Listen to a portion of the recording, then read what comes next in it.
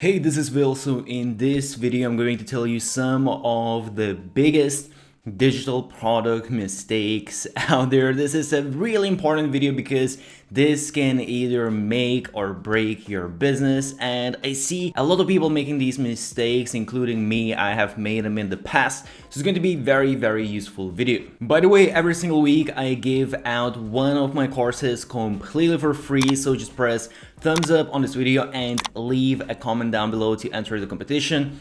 Now let's jump straight into the video. So the first big mistake that most of the people actually make, and it's very simple to fall into this trap, it's copying the best selling the most popular digital products out there. So when you first start doing your research, you perhaps find some products that are selling really well, and you just think, okay, if I can create similar or almost the same exact digital product, then I can probably get a bunch of those sales as well. And even if I get, let's say, just 10% of those sales, that still can be a huge amount of money. However, what you have to really understand is that when you try to build out something that is already very successful, most likely you're not going to be able to create a digital product that is to that exact same level. So if you're not going to be able to build out as good of a product as someone else has,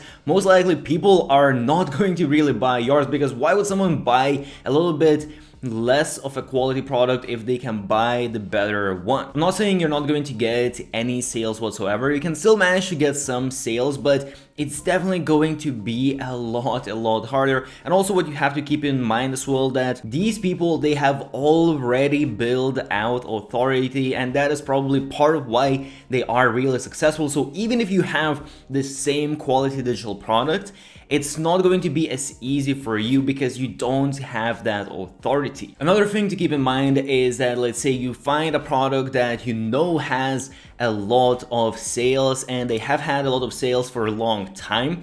That can also mean that they might have already tapped out almost all of the audience that is willing to buy that product. So this is something you have to keep in mind as well. And also there might be a lot of competition, because there are, again, a lot of people that are thinking exactly the same thing as you, and they're thinking, okay, I'll try to create something like this product, and that creates a lot of competition rather than trying to find something a little bit more unique. Another major mistake is not having an MVP. And if you don't know what MVP is, it means minimal viable product. So basically the minimal product, that digital product that you can create and see to test out whether there is actually a demand for that product or not, without you needing to create a full out huge digital product and then finding out that actually there isn't any demand. And yes, you can do some research and you can see some of the numbers, the search volumes, and you can even use surveys and so on and so forth.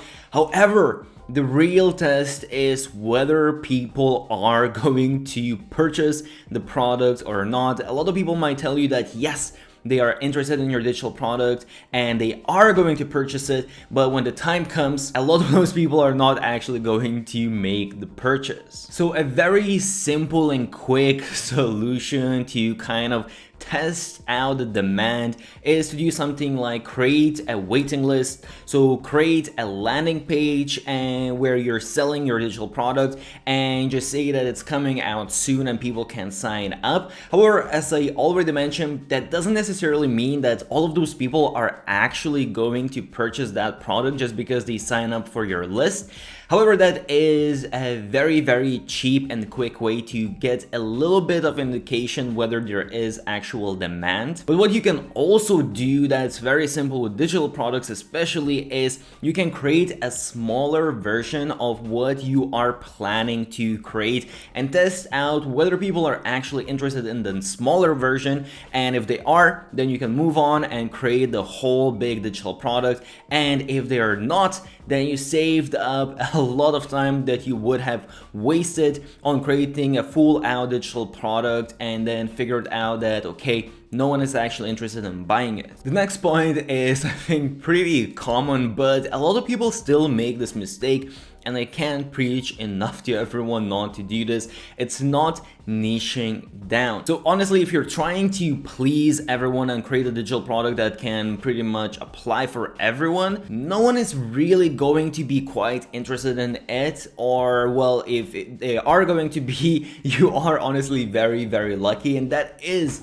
possible, but it's a very difficult task to do. So instead of that, you want to try and niche down whatever exactly you're doing. Just niche down, because that is going to help you out tremendously to sell your digital product. And the thing is, you can always broaden later on. So really, there's no point of starting out with the most broad niche out there and then failing and just giving up. Rather than that, start out very small and actually have a little bit success. Even if it's not a lot, have a little bit success, and then from there you will get that motivation and you will have proved the concept, and then you can broaden your niche, or you can also just expand to different niches from there. Let's just imagine if you are a yogi and you're looking for some Instagram templates. If you, let's say, go on one of these websites and you find Instagram templates, and then you find yogi Instagram templates, which ones do you think you are more likely to purchase? Another huge mistake I see is not having any sales funnel.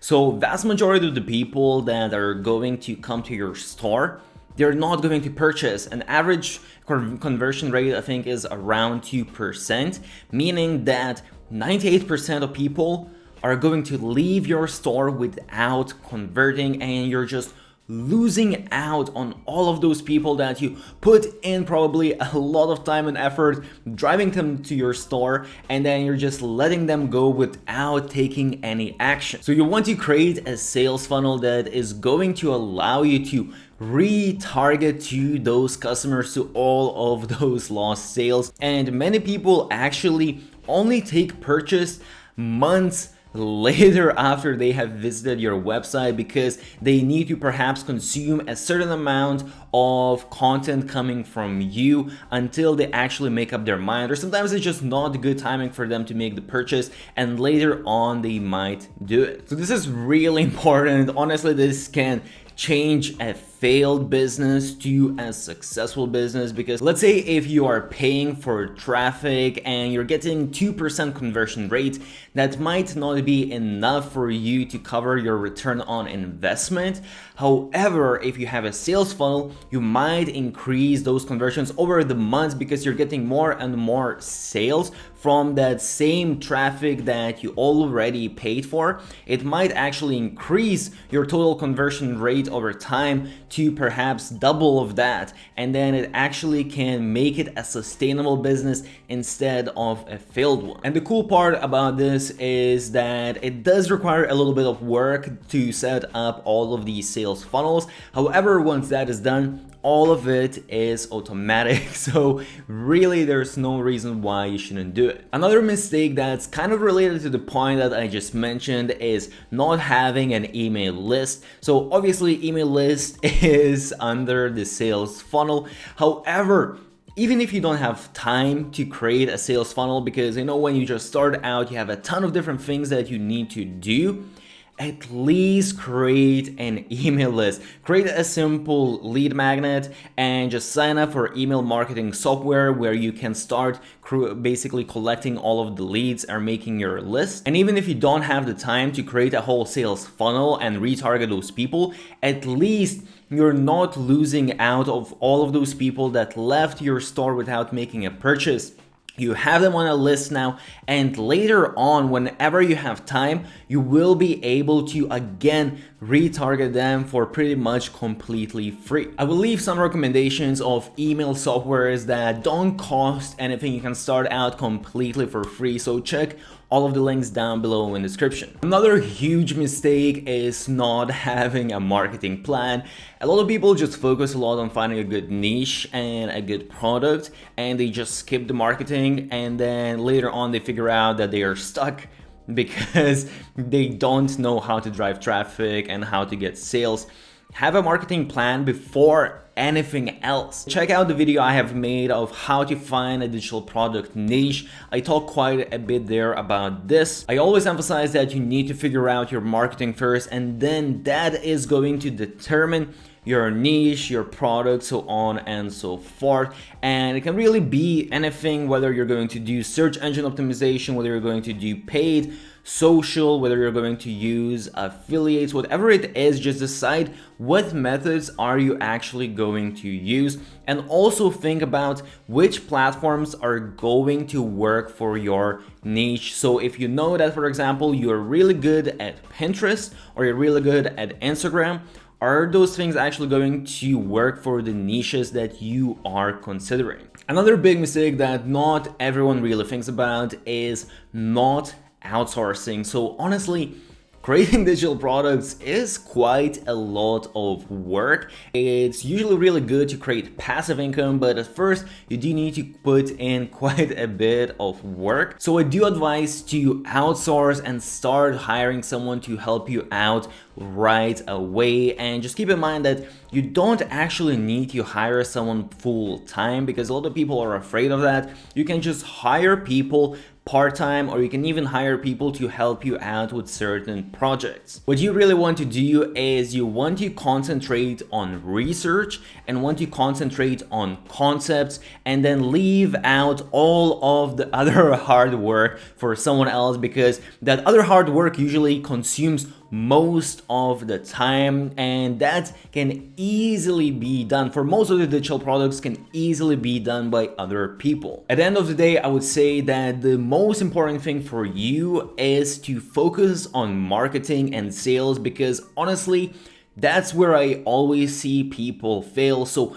concentrate on those things and try to outsource the creation and all of the smaller tasks for someone else. The next mistake is honestly very frustrating, and that is bad branding. So honestly, it's very unfortunate, and again, it's very frustrating, because you can have the best digital product out there, but people judge products by branding. There are some people obviously that judge products just by the quality, and most of the people consider the quality, at least to some extent, but let's be honest, a lot of people really just look at the branding. I've done a lot of research when it comes to digital products, and I see so often products that are way better than the products that are best sellers.